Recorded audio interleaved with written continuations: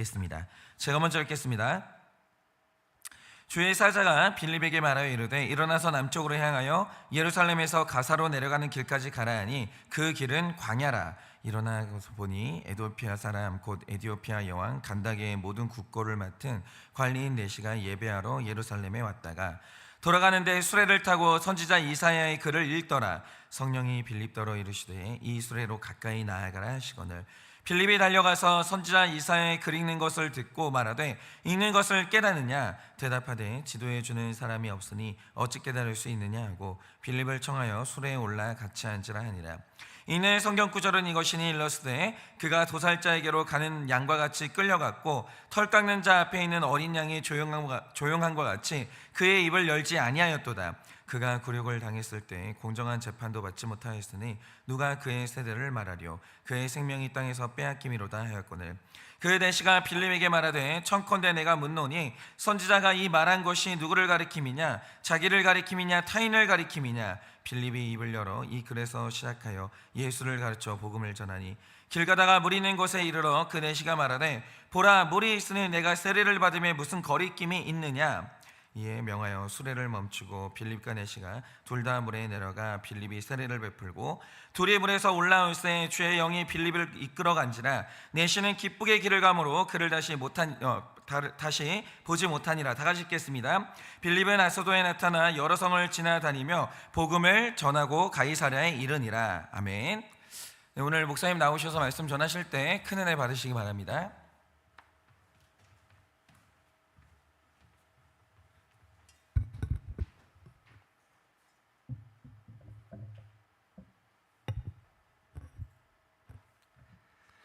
네, 제가 예전에 이미 설교 예화로 말씀드린 적이 있었던 인물인데요. 바로 현대 선교의 아버지라고 불리면서 위대한 업적을 이제 남긴 윌리엄 캐리라는 인물입니다.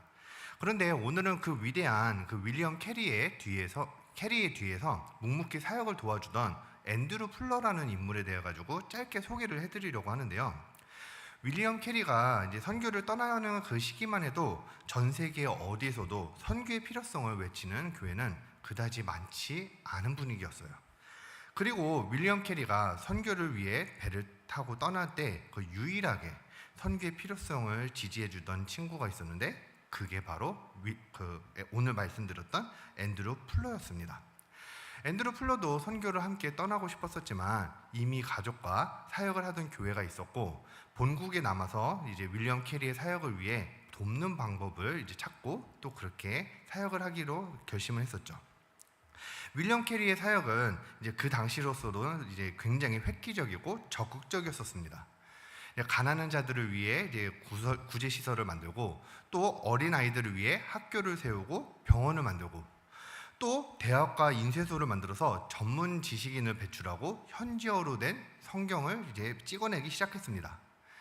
그렇게 당시로서는 획기적인 사역 방법이 한참 탄력을 받던 어느 날 윌리엄 캐리의 성경 번역 작업실에서 강아지가 촛불을 잘못 건드는 바람에 그동안 이제 작업했던 모든 것이 불타버리는 사고가 일어나게 됩니다.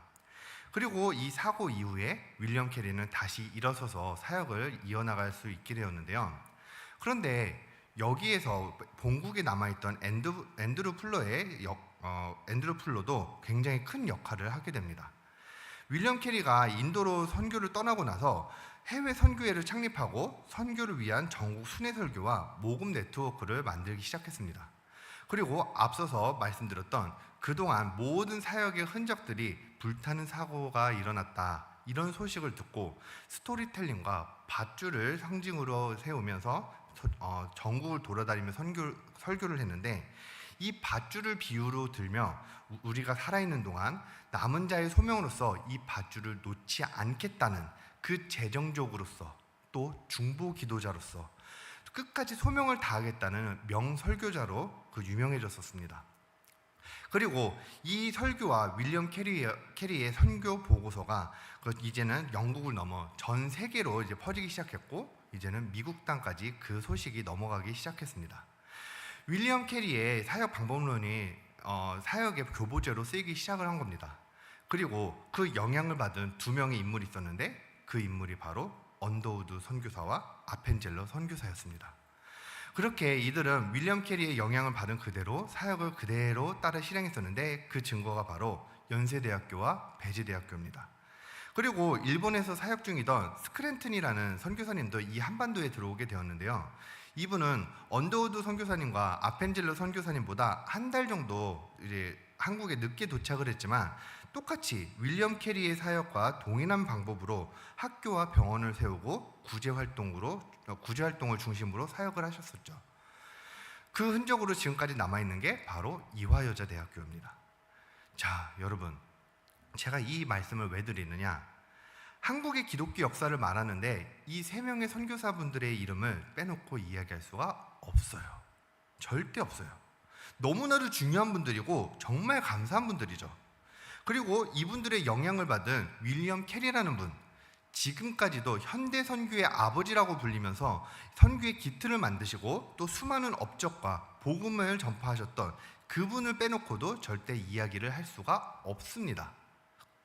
그런데 많은 분들이 윌리엄 캐리를 이야기하고요, 아펜젤러, 언더우드, 스크랜튼 이렇게 위대한 선교사분들의 이제 이야기를 하지만 앤드루 플러에 대한 이야기를 그렇게 많이 하지는 않습니다. 그러나 분명한 거는요, 앤드루 플러의 그 역할이 없었다고 하면 어쩌면 지금 우리는 한국 땅에서 복음을 접하는 게 이토록 쉬운 환경이 아닐지도 몰라요. 그러면 앤드루 플러가 전면에 나서지 않고 어떻게 하면 그렇게 뒤에서 서포트하는 역할을 그렇게 묵묵히 잘 해낼 수가 있었냐? 앤드루 플러에게는 극심한 고난이 있었는데요. 이게 무슨 말이냐? 자녀가 무려 11명이나 되었었는데 이 아이들 중에서 8명이 유아, 유년기 시절에 사망하게 되었어요. 앤드루 플러는 이 고난들을 통해서 자신의 삶은 내가 하는 것이 아니라 오로지 하나님의 개입이 있어야 한다는 것을 깨닫고 그때부터 자신의 고집이나 생색에서 멀어지게 되었어요. 사역 속에서도 마찬가지가 되었었죠. 자신이 한 게 아니라 오로지 하나님이 하셨다면서 모든 영역에서 생색이 완전히 사라지게 되었습니다. 그리고 그 생색에서 멀어지게 된 것이 이제 그 혜택을 우리가 받고 있는 것이죠. 여러분, 이렇게 우리가 생색이라는 것 하나에서 벗어나는 것만으로도 엄청난 영향을 받기도 하고요, 또 영향을 주기도 하는 건데요. 반대로 우리는 생색으로 인해 수많은 죄를 짓기도 합니다. 그렇다고 하면 우리는 이 생색을 우리가 어떻게 다루어야 하는 것인지 또 오늘 말씀을 통해 함께 보고자 합니다. 먼저 지난 주일 본문 말씀이죠. 이제 사도행전 8장 1절의 하반절 말씀을 다 같이 읽겠습니다. 그날에 예루살렘에 있는 교회에 큰 박해가 있어 사도 외에는 다 유대와 사마리아와 모든 땅끝으로 흩어지니라. 지금 상황을 볼게요. 스데반 집사님 사건 이후로 교회에 큰 박해가 시작이 되었습니다. 그래서 이제 사도들 외에는 모두 흩어지기 시작했어요. 그리고 오늘 말씀에서 나온 빌립도 마찬가지예요. 그런데 이 와중에 갑자기 어떤 일이 생기냐? 오늘 본문 말씀 26절에서 28절입니다. 주의 사자가 빌립에게 말하여 이르되 일어나서 남쪽으로 향하여 예루살렘에 가서 가사로 내려가는 길까지 가라 하니 그 길은 광야라. 일어나 가서 보니 에티오피아 사람 곧 에티오피아 여왕 간다게의 모든 국구를 맡은 관리인 네시가 예배하러 예루살렘에 왔다가 돌아가는데 수레를 타고 선지자 이사야의 글을 읽더라. 지금 주의 사자가 지금 갑자기 나타나더니만 예루살렘에 가서 거기서부터 가사라는 곳까지 쭉 따라가래요. 그런데 예루살렘은 지금 스데반 집사님이 순교한 곳이거든요. 그런데 다시 예루살렘으로 가가지고 거기를 시작점으로 해서 광야길을 걸으라고 하는 겁니다. 지금 이걸 한다고 할 수 있는 사람이 몇이나 될 수 있는지 진짜 대단한 것 같습니다. 그런데 이후의 상황이 더 골치가 아파집니다. 그게 뭐냐? 에티오피아와 여왕 간다게의 모든 국구를 맡은 관리인 네시가 지금 이렇게 쓰여져 있는데요. 이제 이걸 먼저 쉽게 풀어서 설명을 드리자면 예루살렘에 한 나라의 모든 국구를 담당하는 네시가 왔는데 그 어마어마한 권력자인 거죠. 그런데 이 사람이 무슨 바람이 불어서인지 예배를 드리러 예루살렘에 왔대요. 그러다가 이제는 다시 자신의 고향으로 돌아가려고 하는 그 길이라고 합니다. 그런데 그 길에 선지자 이사야의 글을 심심풀이로 읽기 시작을 합니다. 그런데 이게요, 굉장히 이상한 거예요. 왜 이 에디오피아 사람이 선지자 이사야의 글을 읽었을까? 그리고 왜 예배를 드렸을까? 이게 이상하잖아요. 여기서 여러 가지 추측이 나오는데요. 가장 유력한 것이 뭐냐? 외교 활동을 하고 나서요. 그리고 되돌아오는 길목에 그 유명한 예루살렘이 있다길래 한번 들려서 예배도 한번 들려보고, 그리고 유명하다고 하는 성경책도 한번 사서 먼 길을 가는 동안 한번 읽어보게 되는 겁니다.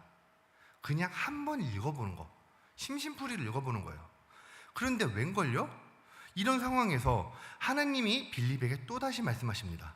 사도행전 8장 29절입니다. 성령이 빌립더러 이르시되 이 수레로 가까이 나아가라 하시거늘. 여러분, 이 상황을 한번 잘 보세요.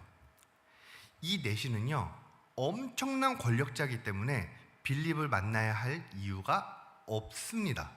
없어요. 그러니 함부로 다가갔다가 거절당하거나 쫓겨나기 십상이고요. 그리고 그러다가 잘못되면 스테반처럼 처벌당할 수 있는 그런 상황인 겁니다. 그래서 이 상황은 굉장히 부담스러운 상황인 거예요. 그런데 여기서 빌립의 행동을 볼게요. 30절입니다. 빌립이 달려가서 선지자의 이사야의 글을 읽는 것을 듣고 말하되 읽는 것을 깨닫느냐. 자, 숨어서 가는 것도 아니고요, 적극적으로 달려갑니다. 적극적으로요. 이 정도의 직책이면 이 사람을 지키는 병사들도 있을 텐데 갑자기 달려들고는 지금 이사야서를 읽고 있는 거 그거 이해가 되냐고 이렇게 묻는 거예요. 갑자기 모르는 사람이 밖에서 내 목소리를 듣고 갑자기 이런 말을 한다면 기분이 나쁠 법도 한데 기적이 일어납니다. 이 에디오피아 사람이 빌립에게 자신의 마차 안으로 들어와서 이 이사야의 책을 해석해달라고 말을 하고, 또 그리고 빌립은 이사야에 적혀있는 예언되어 있는 그 선지자가 바로 예수라고 말하면서 복음을 전파합니다. 그리고 우리가 다 같이 읽었듯이 그 자리에서 세례를 받게 되었고, 또 빌립은 계속해서 전도 여행을 떠날 수 있게 되었다는 그 내용인데요. 저는 이 설교를 준비하면서 이 빌립이 이 에디오피아 고관을 만나는 이 사건이 얼마나 말도 안 되는 사건인지 머릿속으로 상황을 그려보면 그려볼수록 기가 막히게 되더라고요. 그런데요, 제가 이 빌립의 행동을 보면서 정말 존경하고 대단하다고 이렇게 느꼈던 것이 있는데, 두려움을 모르는 그 담대함과 복음밖에 모르는 그 열정, 이런 것들도 너무 멋있었지만요, 진짜 대단하게 느꼈던 거는 이분한테 꼬여있거나 생색이 전혀 없더라고요. 지금 빌립의 상황은요, 박해를 받고 있던 상황이고 핍박을 받고 있는 상황이에요. 움츠러들기 딱 좋은 상황인 거죠. 그런데 복음을 전해야 되는 그 상대는요, 세상적으로 봤을 때 세상 그 누구보다도 가장 화려하고 대단해 보이는 사람이에요. 그런데 기죽어 보이는 것이 전혀 없어요. 하지만 그렇다고 해서 거만한 태도는 절대 아니었어요. 오히려 겸손한 태도로 접근했을 것으로 보여집니다. 지금 이 무리는 광야길을 걸어야 하는 거예요. 게다가 한 나라의 고위 직책이 움직이는데 혼자 움직일 일은 절대 없겠죠. 마차가 동원이 되고 또 주변에 지키는 사람이 있었을 겁니다. 그런데 빌립이 와서 말을 거는 겁니다. 이때 당신은 진리를 모르는 우매함을 가졌고 나는 당신이 모르는 진리를 아는 사람인데 그걸 가르쳐 줄 수 있는 유일한 사람이냐. 그렇게 고개를 빳빳이 세웠다고 하면요, 그러면 내가 사람을 만나기도 전에 이 빌립은 이 수레를 지키는 사람들에게서부터 이미 쫓겨났을 겁니다. 성령님께서 명령하신 대로 바로 달려가는 그 순종과 담대함도 있었지만, 그렇다고 먼저 된 자라는 그 의시되는 생색 없이 오히려 겸손하고 낮아지는 태도를 가지고 접근했었기 때문에 이들의 대화도 가능할 수가 있었던 겁니다. 이거요, 쉬운 게 절대 아닙니다. 절대 아니에요. 예를 들어서 우리가 복음을 전할 때 우리 내면을 자세하게 보면요, 우리는 높은 자세에서 낮은 사람에게 가르쳐 주길 원해요. 이미 복음의 진리를 알고 있는 내가 이 진리를 모르는 너에게 가르쳐 줄게, 알려줄게, 이런 의식들이 은근히 깔려 있어요. 한번 생각해 보세요. 세상 사람들이 왜 우리가 전도하는 것을 싫어하겠어요? 그거요, 우리가 다 그렇게 만든 거예요. 너희들은 모르고 나는 알고 있는 진리가 있어. 이대로 계속되면 나는 천국 가고 너는 지옥 가는데, 내가 하는 말대로 교회 나가면 너도 천국 간다? 이렇게 생색을 내기 시작하고 무시를 하기 시작하니까 전도의 전자도 꺼내지 말라고 그렇게 싹을 잘라내기 시작하는 거예요. 그래서 지금 전도도 못하게 되는 이 사회 풍토는요, 사실 우리의 잘못도 일부 원인이라고 생각을 합니다. 우리는 오늘 복음을 전하는 이 빌립의 태도에서 배워야 되는데요, 복음을 전한다는 것은 내 자존심을 버리고 거절당하는 것을 각오하면서 그 사람의 영혼 구원을 위해서 사랑으로 전하는 것입니다. 이걸 우리 실생활에 적용해 보면 어떤 것이 있느냐, 우리가 목장에서 다양한 부류의 사람들이 모이는데 극명하게 다른 스타일의 사람들이 모이기도 하죠. 그런데 이게 기질적으로 아예 태어나게 극명하게 치우쳐지는 경우들도 이제 생기기도 하는데요. 예를 들면 이런 경우예요. 만약에 배우자 혹은 연인이 슬프다고 해요. 그러면 어떻게 반응을 해야 됩니까? 여기서 감정적으로 이제 풍부한 사람 같은 경우는 같이 울어준다거나 같이 슬퍼하면서 충분히 공감하는 데 이제 집중을 하고요. 반대로 이성적인 논리가 많이 발달되어 있는 사람은 이 슬픔의 원인이 어디서부터 찾아왔는지 그 문제를 해결하기 위해 분석하고 해결하는 방법을 그걸 제시하기 위해서 최선을 다할 거예요.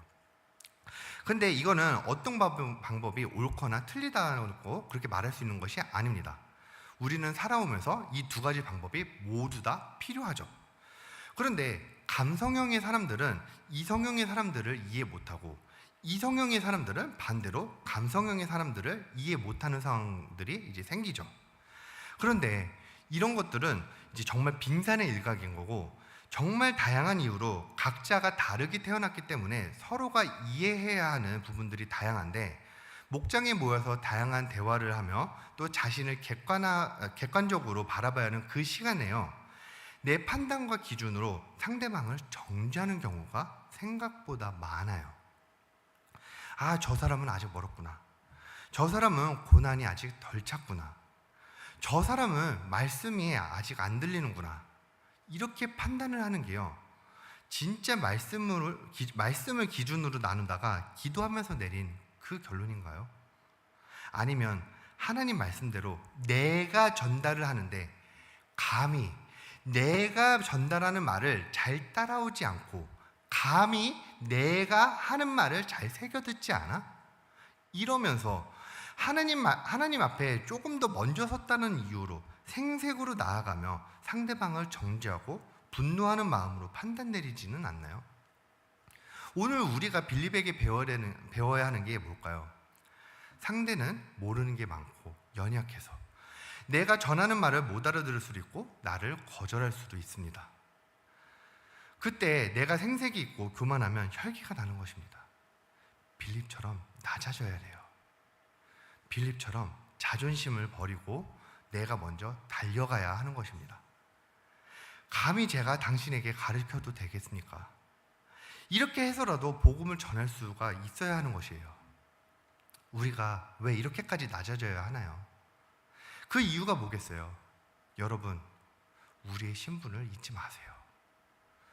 우리는 우리의 죄로 인해서 죽었어야 하는 그런 사람들인데, 우리는 하나님의 그 은혜로 살아있는 사람들인 겁니다.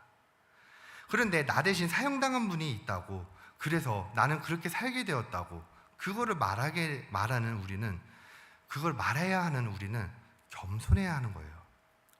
저도 요즘에 이것 때문에 계속해서 고생을 하고 있는데요. 몇 달 전에 이제 제가 운영하고 있는 그 가게에서 영업을 방해하는 이제 학생들이 있어가지고 이제 경찰에 신고하는 이제 일이 있었어요. 그리고 경찰에서 이제 조사가 시작이 되었었는데요. 그런데 이 친구들과 이제 이야기를 한 뒤에 이제 아직 그 어린 학생들이고 반성을 하는 모습을 보여주고 있어서 합의금 한 푼도 없이 이제 처벌을 원치 않는다는 그 탄원서까지 써주면서까지 이제 완전한 용서를 이제 해주었습니다. 또 그렇게 이 아이들에게도 그 완전 용서를 보여주고 싶었었어요. 그렇게 하면서 이 친구들에게 사랑을 체험해주고 또 전도도 하고 싶다라는 그런 마음이 생겼었습니다. 그런데 제가 이렇게 했음에도 불구하고 사건이 종결되고 나니까 하루아침에 연락이 끊겨버린 아이도 있었지만 반대로 연락이 너무 자주 오는 아이도 있었는데요. 정확하게는 한 아이의 부모님에게 연락이 너무 자주 오는 거예요. 그러면 연락이 왜 이렇게 자주 오게 되냐? 그분의 자녀가 저와 있었던 그 사건 말고도 사고를 너무 많이 이제 치게 되는 거예요. 그래서 경찰서에서 이제 계속해서 이제 들락날락하는 경우가 많아지고, 그래서 저한테 이제는 피해자가 아니라 이제는 목사로서 조언을 부탁하면서 연락이 끊임없이 오다 보니까 저도 이제 슬슬 지쳐가기 시작하는 거죠. 그래서 아내한테 이제 하소연겸 이야기를 했었어요. 이 정도면 내가 이제 시간을 많이 할애한 것 같은데, 안 그래도 요즘 바쁜데 내가 얼마나 더 시간을 부어야 되는 거지? 합의금 없이 합의해준 것도 사실 조금이라도 내가 받을 걸 그랬나? 이런 이야기를 제가 아내한테 했었습니다.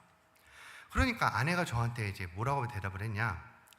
한 생명을 살리는 게 그 값어치가 얼마나 큰데 그 값어치만큼 당신이 희생할 수는 없을 거다.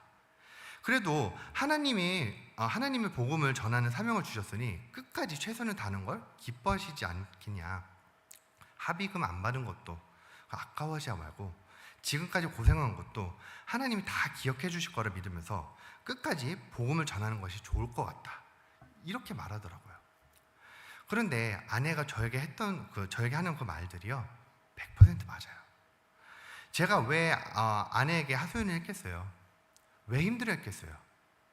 생색이 올라와가지고 그래서 말을 한 거거든요. 그런데요, 복음을 전하는 데는 생색이 있어서는 절대 전할 수가 없어요.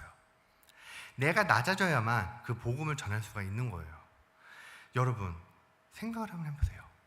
복음을 전할 때 사람을 통해 복음을 전하는 것보다 하나님께서 직접 기적을 일으키면서 사역을 하면 더 확실하게 복음이 전파되었을 텐데, 굳이 사람을 통해 복음을 전하시는 이유가 뭘까요? 복음을 전하려고 하면 낮아져야만 하고 회개의 자리로 들어가야만 하기 때문이에요. 결국 전도는 남을 위해 해야 하는 것도 있지만 내가 성화되기 위해서도 해야만 하는 겁니다. 여러분, 빌립은 그저 비교의식 하나 없이 생색을 모두 내려놓고 겸손과 낮아짐으로 하나님께 나아갔습니다. 우리는 이 모습을 닮아 나아가야 하는 건데요, 나의 모습이 빌립과 다르게 느껴지시는 것이 있나요? 어떻게 해야 빌립처럼 생색을 내려놓을 수 있게 될 수 있나요? 날마다 큐티하시고 전도하는 훈련의 자리로 나가시기 바랍니다. 올해도 몇 달이 안 남았는데요, 또 새생명 축제도 이제 얼마 남지 않았습니다. 여러분, 전도는 잘 되어가고 계십니까? 전도의 성공 여부를 떠나서 하나님이 주신 그 사명을 따라서 또 복음을 전하고 나의 생색을 모두 내려놓는 그 훈련을 따르는 여러분들 되시기를 주님의 이름으로 축복합니다. 기도하고 축도함으로 예배를 마칩니다.